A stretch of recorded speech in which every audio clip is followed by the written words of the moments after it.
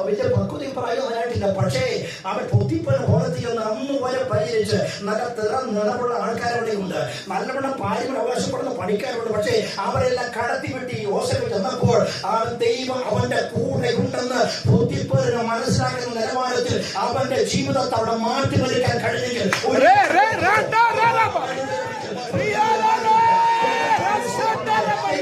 കൂടെ ഉണ്ടെങ്കിൽ കർത്താവ് നിന്റെ കൂടെ ഉണ്ടെങ്കിൽ നീ ഏതൊരു വിഷയത്തോടെ പോയാലും രോഗമാകാം, സാമ്പത്തിക പ്രയാസമാകാം, കുടുംബത്തിലെ വിഷയമാകാം, കുഞ്ഞുങ്ങൾക്ക് വരാത്തതാകാം,